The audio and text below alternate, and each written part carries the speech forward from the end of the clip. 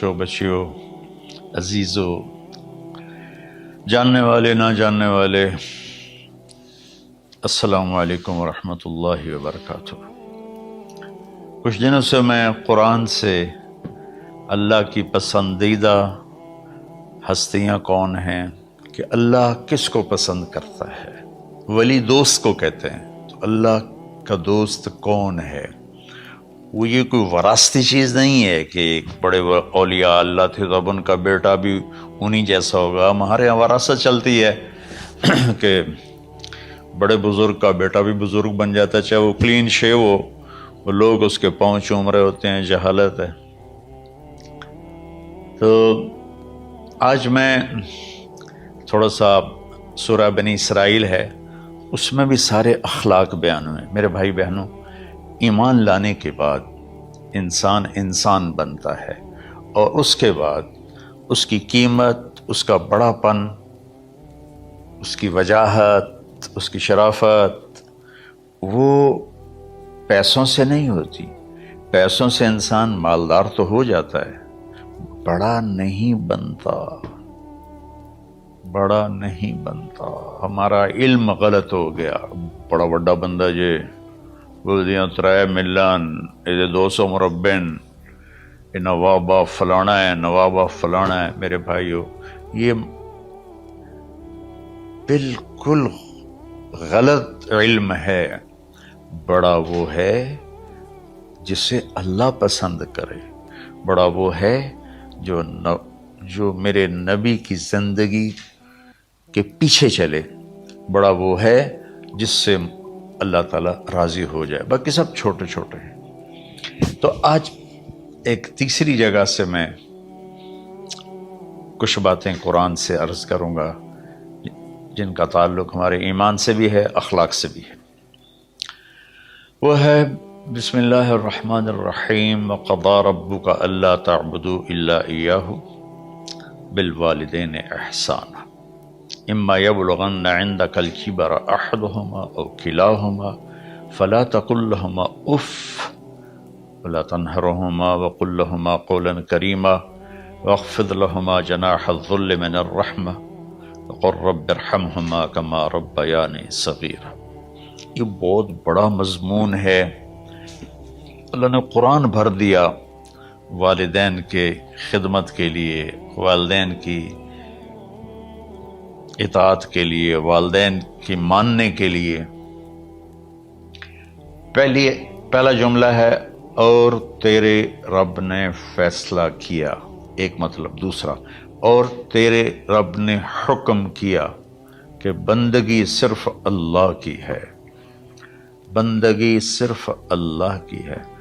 عبد اسے کہتے ہیں جو ہر بات پہ سر جھکا دے، عبد اسے کہتے ہیں جو ہر بات پہ بچھ جائے، اس کو عبد کہتے ہیں۔ تو اللہ کہہ رہا ہے میرے بندو، میرا ایک فیصلہ ہے اور میرا ایک حکم ہے، میرے سوا نہ تمہارا ہاتھ کسی کے آگے پھیلے، نہ تمہاری گردن کسی کے آگے جھکے۔ ایک دوسرے سے مدد لینا، اس کو ایک دوسرے کی تعاونوں میں آ جاتا، تعاونوا علی البر والتقوی، ایک دوسرے کا ساتھ دو، ایک دوسرے کی مدد کرو۔ میرے نبی قرضہ اٹھاتے تھے۔ میرے نبی جب انتقال ہوا تو آپ کی زرہ 9 وسق پر، وسق 5 من کا ہوتا ہے، تو وہ جو کے بدلے آپ نے زرہ رکھوائی تھی کہ جب میں تمہیں ادا کروں گا زرہ لے لوں گا، اور آپ کا انتقال ہو گیا، آپ زرہ اپنی واپس نہیں لے سکے۔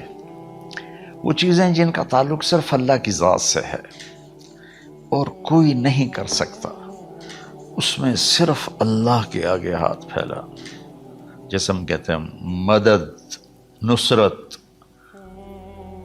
اللہ کہتا میں ہوں، الا ان نصر اللہ قریب، سنو میری مدد تمہارے قریب ہے۔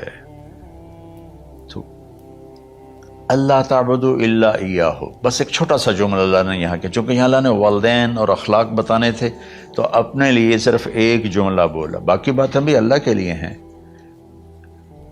لیکن اللہ نے میری بندگی اس بندگی سے مراد 5 وقت کی نماز نہیں ہے، حج، روزہ، زکوٰۃ نہیں ہے اس کی مراد، یہ ساری باتیں داخل ہیں، اور اس کے ساتھ 24 گھنٹے کی زندگی اللہ کی مرضی پر گزارو، نفع آئے تو شکر ادا کرو، نقصان ہو تو صبر کرو، برداشت کرو، پھر بھی شکر ادا کرو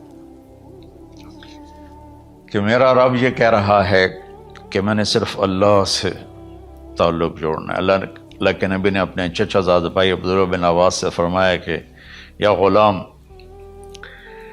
اے نوجوان، اسی کا بکلمات فاحفظہ، میں تمہیں چند باتوں کی وصیت کرتا ہوں۔ کیا؟ احفظ اللہ،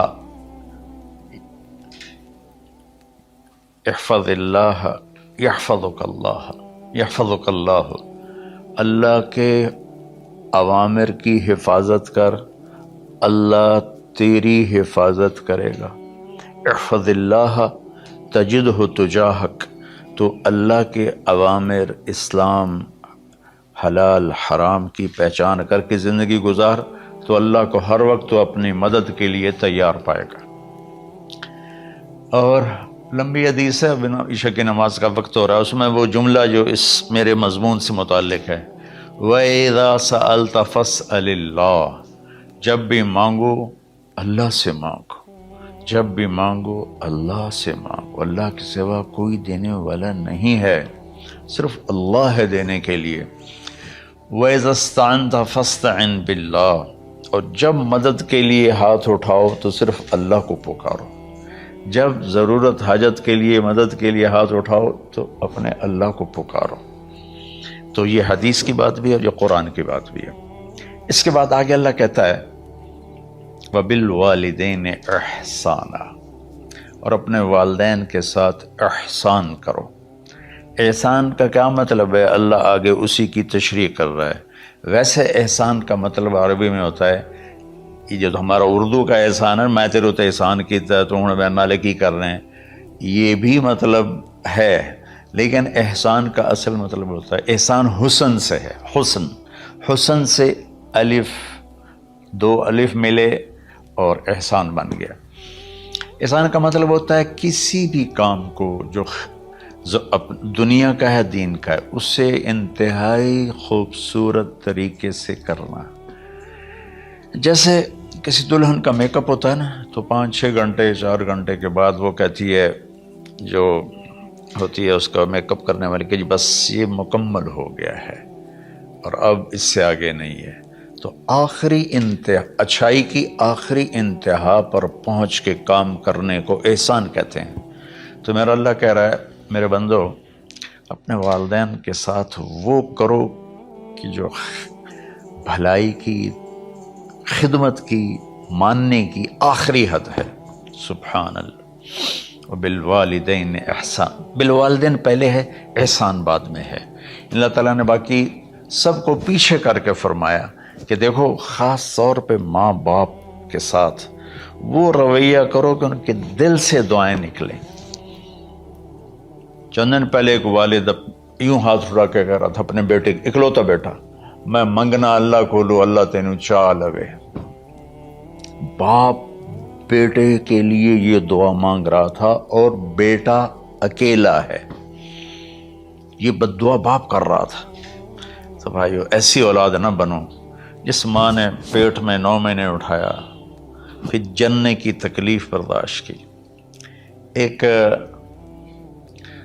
شخص آیا حضرت عبید بن عمیر کے پاس کہ حضرت میں نے ماں کو اپنے کندھے پہ بٹھا کے پیدل حج کرایا ہے، مینا لے گیا، عرفات لے گیا، مزدلفہ، پھر مینا، پھر مکہ، تو کیا میں نے ماں کا حق ادا کر دیا؟ میں نے فرمایا ولا تلقۃ واحدہ، بیٹا ابھی ایک تلقہ کا حق بھی ادا نہیں ہو۔ تلقہ کسے کہتے ہیں؟ جب بچہ پیدا ہونے کا وقت آتا ہے تو ماں کو دردوں کی لہریں اٹھتی ہیں، وہ اتنی خوفناک ہوتی ہیں کہ ماں چیخ چیخ کے رہ جاتی ہے، اور بعض اوقات ڈیلیوری لیٹ ہو جاتی ہے تو وہ تڑپتی ہے، روتی ہے۔ وہ جو لہریں ہیں نا، پیٹ میں آتی ہیں جاتی ہیں، آتی ہیں جاتی ہیں، ایک لہر جو درد کی اٹھتی ہے اس کو کہتے ہیں تلقہ. میں قربان جاؤں، انہوں نے فرمایا بیٹا ابھی تیری ماں نے جو تجھے جنا تھا اس وقت جو تجھے درد، تیری ماں نے درد کی لہریں برداشت کی تھیں، اس میں سے ایک لہر کا بھی حق ادا نہیں ہوا. یعنی کہ حق ادا ہو ہی نہیں سکتا، یہ مطلب کہ حق ادا ہو ہی نہیں سکتا کہ بیٹا ابھی ایک کا بھی نہیں. پھر حضرت عبداللہ بن عمر سے ایک شخص نے پوچھا کہ اچھا یہ جو آدمی تھا یہ خراسان، یہ ایران میں ہے اور افغانستان میں، یہاں سے ماں کو پیدل کندھے پہ بٹھا کے مکے پہنچا تھا، اندازہ لگا اس نے کتنی مشقت اٹھائی. اور عبید اللہ بن عمیر کہتے ہیں بیٹا ابھی ایک لہر کا حق ادا نہیں ہوا. یہی سوال حضرت عبداللہ بن عمر سے کیا ایک شخص نے کہ حضرت میں نے اپنی ماں کو حج کرایا ہے، سارا میں نے پیدل کرایا ہے اور کندھے پہ اٹھا کے کرایا ہے، تو کیا میں نے ماں کا حق ادا کر دیا؟ وَلَا زَفْرَةً وَاحِدَةً وَلَا زَفْرَةً وَاحِدَةً. کہ بیٹا تیری ماں نے تجھے پالتے ہوئے جو تھک تھک کے لمبے لمبے سانس لیے، ہوکے بھرے، ابھی ایک ہوکے کا حق بھی ادا نہیں ہوا، یعنی حق ادا ہو ہی نہیں سکتا. تو احسان کے آگے تشریح آ رہی ہے. تو آج میں صرف اتنی بات کروں گا کہ میرے بھائیوں، میری بہنوں، میرے بچوں، میری بچیوں، اللہ کے واسطے ماں باپ کو دکھ نہ دینا ورنہ اللہ بھی ناراض ہو جائے گا. چند دن پہلے ایک بچہ بچی میرے پاس آئے، دونوں میڈیکل اسٹوڈنٹ تھے، کہیں گے ہم شادی کرنا چاہتے ہیں. تو بچی نے کہا جی میرے والدین ناراض ہیں، وہ نہیں، اس رشتے پر راضی نہیں ہیں. تو میرے باپ کہتے ہیں اگر تو نے یہاں رشتہ کیا تو تیری میری ایک درمیان ایک خط آئے، کھچ جائے گا ایک خلیج، ہم اس پار نہیں آئیں گے تو اس پار نہیں آئے گی. میں نے کہا بیٹی جس ماں نے تجھے 9 مہینے پیٹ میں پالا، 2 سال تجھے دودھ پلایا، تیری پوٹیاں پیشاب صاف کیا، تجھے پیمپر باندھے، تجھے اٹھ اٹھ کے راتوں کو اپنی چھاتی سے دودھ پلایا، کیا اب اس کا اتنا بھی حق نہیں کہ تم اس کی رائے کا احترام کرو؟ اتنا بھی حق نہیں ہے؟ تو میں نے کہا بیٹا میری کوئی رائے نہیں ہے، تو اب اگر تیرے ماں باپ راضی ہیں تو بسم اللہ ضرور کر، اگر راضی نہیں ہے تو دیکھو موت تک تجھے ماں باپ کی دعا نہیں ملے گی، اور ماں باپ کی دعا نہ ملی تو کچھ بھی نہیں ملے گا. تو بھائیو دوستو، خاص طور پر آج کے کالج کے نوجوان بچے بچیاں یہ ماں باپ کے ساتھ بہت بدتمیزی کرتے ہیں، چونکہ اس میں والدین کا پہلا قصور ہے کہ انہوں نے ان کو دین نہیں سکھایا. بچپن میں انگلش میڈیم اسکول، پھر او لیول، پھر اے لیول، تو انہیں کیا پتہ ماں کون ہے باپ کون ہے. ایک پرانی بات ہے، ایک شخص اپنے بیٹے کو لے کر آیا کہ یہ میرا بچہ ہے اور یہ فلاں جگہ شادی کرنا چاہتا ہے اور ہم میں سے کسی کی رائے نہیں ہے اور یہ مانتا نہیں ہے. اور اس کے ساتھ اس نے دھاڑے مار کے رونا شروع کیا. تو میں نے بچے کو دیکھا تو یوں کر کے بیٹھا تھا، اس کا باپ رو رہا ہے، ہچ کیوں تو ایسے بیٹھا ہو. تو مجھے اچانک خیال آیا، میں نے کہا شیخ صاحب اس کو کہاں پڑھایا تھا؟ کہا جی امریکن اسکول. اس کے بعد آسٹریلیا بھیجا تھا مزید تعلیم کے لیے. ان کے شیخ صاحب اس بچے کا کوئی قصور نہیں، آپ کا قصور ہے. اس کو تو پتہ ہی نہیں میری ماں کیا ہے، میرا باپ کیا ہے. ایک ہماری تہذیب تھی وہ ختم ہو گئی ہے، اس میں علم نہیں بھی تھا تو ماں باپ کا. میں نے اپنی آنکھوں سے دیکھا، میں نے اپنے دادا کو دیکھا لیکن میں یاد نہیں، لیکن جو میرے دادا کے چھوٹے بھائی تھے ان کو میں سنبھلتا ہوں، ان کو میں نے دیکھا ہے. 3ری 4تھی جماعت تک میں تھا، 61 میں ان کا انتقال ہوا، میری 9 سال عمر تھی. تو 8 سال ان کے بیٹے جوان تھے، اور ڈیرے میں جب وہ بیٹھتے تھے تو ان کے بچے ان کے سامنے نہیں بیٹھتے تھے، ان کی پیٹھ کے پیچھے بیٹھتے تھے. اتنا ادب، حالانکہ چاروں کے چاروں دین نہیں جانتے تھے، تہذیب تھی. ثقافت تھی جو آج کی تہذیب نے ہم سے سب کچھ چھین لیا۔ اب بھی آپ جاؤ بیٹا تھر پارکر میں گیا ہوں 2-3 دفعہ، اور وہاں مسلمان نہیں ہندو عورتیں جب گاڑی گزرتی ہے تو گھونگھٹ کو نیچے کر لیتی ہیں، اپنا چہرے کو فوراً چھپا لیتی ہیں۔ تو خیر بہرحال میں نے کہا شیخ صاحب اس بچے کا قصور نہیں، آپ کا قصور ہے، تو میرے بچوں اپنے ماں باپ کو خوش کرو، راضی کرو۔ ان کا راضی ہونا اللہ کی رضا ہے۔ میں اس کی تفصیل انشاءاللہ آگے بتاؤں گا، آج میں صرف اتنا ہی میں نے تمہید باندھی ہے کہ ماں باپ کا کیا مقام ہے، ان کی کیا عزت ہے۔ ایک شخص آیا، یا رسول اللہ میرا باپ میرے پوچھے بغیر میرا مال خرچ کر لیتا ہے۔ آپ نے کہا بلاؤ، چونکہ بچے کا ذاتی مال اگر ہو تو شرع کے لحاظ سے باپ پوچھ کے استعمال کرے، بغیر پوچھے استعمال نہ کرے۔ جب اسے پتہ چلا کہ میرے بیٹے نے شکایت کی ہے تو عرب کی شاعری تو مشہور تھی، انہیں دل دل میں کچھ اشعار پڑھے۔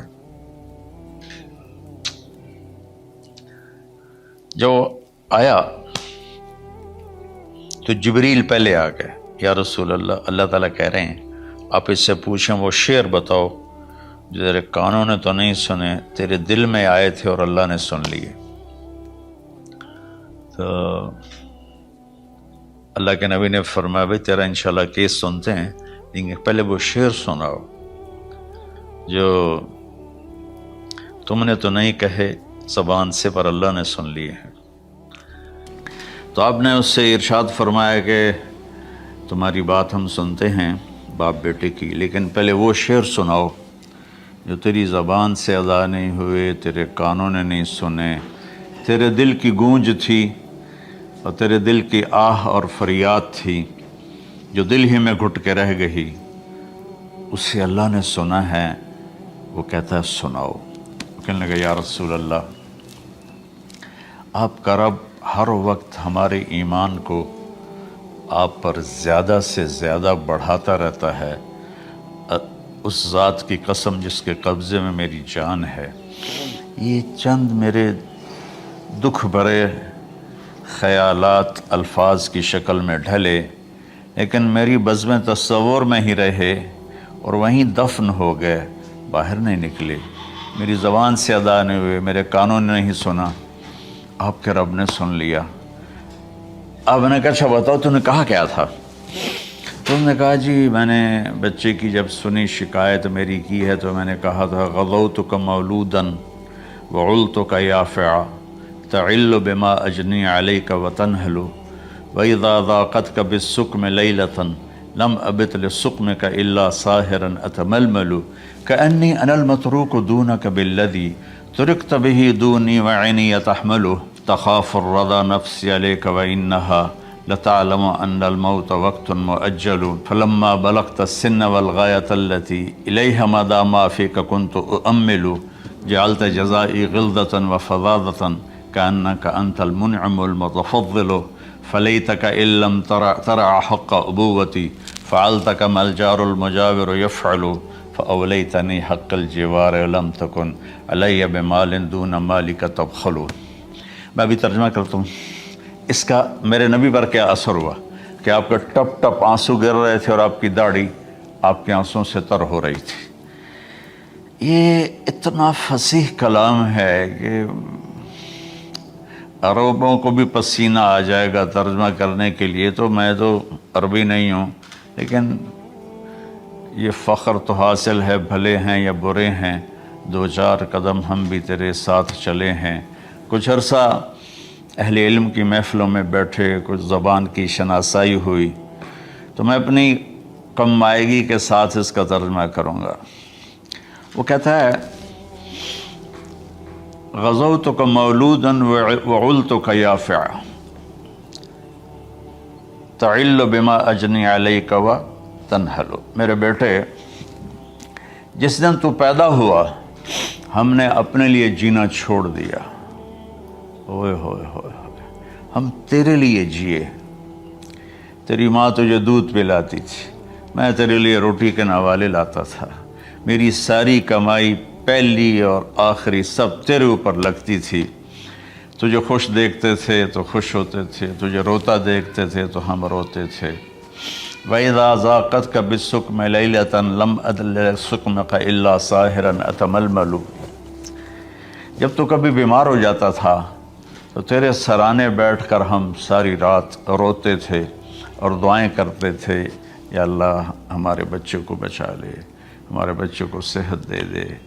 اس تڑپ میں ساری ساری رات میں جاگتا تھا، تیرے لیے میں نے اپنا سب کچھ لگا دیا، اپنے لیے جینا چھوڑ دیا، اپنی خواہشات کو دبایا، تیری ہر خواہش کو پورا کیا، تجھے مسکرانے کے لیے، تجھے ہنسانے کے لیے میں دھکے دھوڑے کھاتا رہا، کبھی گرمی لو کی جھلسا دینے والی ریت اور کبھی سردی کے سرد ہوا کے تھپیڑے، لیکن میں ان دونوں سے گزرتا ہوا تجھے پالنے کی خاطر اپنے آپ کو کھپاتا رہا۔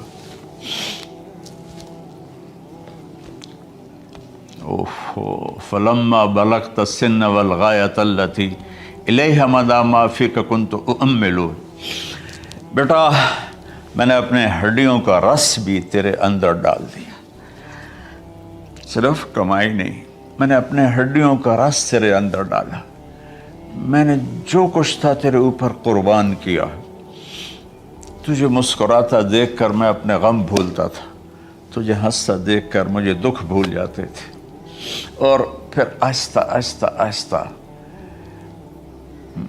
میری ہڈیوں کا گودا، میری کمائی تیرے اندر گئی اور تو ایک خوبصورت درخت کی طرح بڑھتا چلا گیا، بڑھتا چلا گیا، بڑھتا چلا گیا، بڑھتا چلا گیا، اور میری بڑھاپے نے کمر جھکا دی اور میں جھکتا چلا گیا، جھکتا چلا گیا۔ میرا خیال تھا کہ جیسے میں اس کی انگلی پکڑ کے چلتا تھا، اب میری باری ہے، یہ میری انگلی پکڑ کے چلے گا، جیسے میں اسے سینے سے لگاتا تھا، پیار کرتا تھا، جھولے جھلاتا تھا، باغ میں لے جاتا تھا، یہ ساری اس کی تعبیرات کے اندر داخل ہیں، الفاظ میں نہیں ہیں۔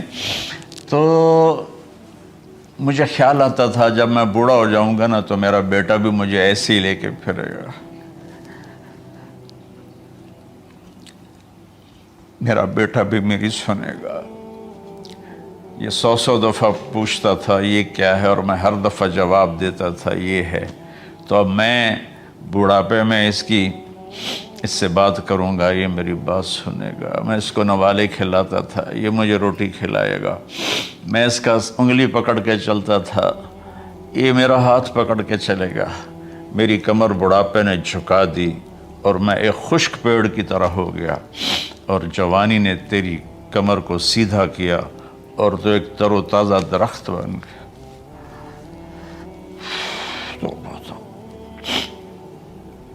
تو مجھے خیال آیا کہ میں نے 20 سال اس بچے کو پالا ہے، ابھی اپنی ماں اور باپ کو دیکھے گا، لیکن ایک دم اچانک کیا ہوا، فلما بلغت السن والغایۃ التی الیہا مدی ما فیک کنت اؤمل۔ جب تو اس عمر کو پہنچا جس میں ہماری امیدیں تیرے ساتھ لگ گئیں، ہمیں بڑھاپے نے بے آسرا کر دیا اور تیری جوانی نے تجھے ہمت دے دی، تب ہمارا خیال آیا کہ اب یہ ہمارے ساتھ وہی کرے گا جو ہم نے اس کے ساتھ کیا۔ لیکن کیا ہوا، جعلت جزائی غلظۃ وفظاظۃ کأنک انت المنعم المتفضل۔ تو اتنا بدتمیز ہوا، تیری زبان چھری بن گئی، تیرا رویہ زہر بن گیا، اور میری ساری زندگی کی محنت کا بدلہ تو نے مجھے نافرمانی سے دیا، بد اخلاقی سے دیا، بدتمیزی سے دیا۔ میں حیرت بھری نظروں سے تجھے دیکھتا رہا اور میں اپنی پچھلی 20 سالہ زندگی کو جھٹلاتا رہا کہ میرے خیال میں اس کا نوکر ہوں اور یہ میرا مالک، میں اس کا باپ نہیں، میں اس کا نوکر ہوں، کیونکہ ماں باپ کے ساتھ ایسا کوئی نہیں کرتا ہے، یہ میرا مالک ہے اور میں اس کا نوکر ہوں، اس لیے مجھے ڈانٹ رہا ہے۔ کتنے بچوں کو میں نے یہ کہتے سنا اپنے باپ کو، تو میرے واسطے آج تک کیتا کی ہے، تو میرے واسطے آج تک بنایا کی ہے، اور جو باپ بے بسی کی تصویر بنا ہوتا تھا وہ شکلیں بھی میرے سامنے ہیں۔ ہمارا دیہاتی ماحول زمین دارہ ماحول ہے، لیکن اب تو شہروں میں بھی یہی حال ہے۔ جس نے وہ لیول اے لیول کیا ہے اسے کیا پتہ ماں کسے کہتے ہیں، باپ کسے کہتے ہیں۔ تو میں نے اپنی آنکھوں سے باپ کی بے بسی اور بیٹے کا غرانہ ایک دفعہ نہیں کتنی دفعہ دیکھا۔ تو میرے واسطے آج تک ہی کیتا ہے، تو میرے واسطے آج تک ہی بنایا ہے۔ وہ کہتا ہے اچھا میرا بچہ جداں جوان ہو سو آپ پہ سمجھ جسو۔ جبریل انسانی شکل میں آئے کہ یا رسول اللہ کچھ سوال کی، قیامت کب آئے گی؟ کہ اللہ کو پتہ ہے۔ کہ کوئی نشانی؟ فرمایا جب دیکھو کہ بیٹیاں بھی ماؤں کو نوکر کی طرح دھتکار رہے ہوں تو سمجھنا قیامت آنے والی ہے۔ کچھ عرصہ پہلے ایک بچی اور ماں، تو ماں کچھ بات کر رہی تھی اور بیٹی کہہ رہی تھی بھوک نہیں بھوک نہیں، اور اس کی ماں کے خون سے بھرے ہوئے آنسو بہ رہے تھے اور اس کی ہچکیاں لگ رہی تھی کہ یہ وہ ہے جس کو میں نے اپنے پیٹ سے جنا اور اپنی چھاتی کا دودھ پلاتے پلاتے پلاتے میں نے کتنی تکلیفیں برداشت کی،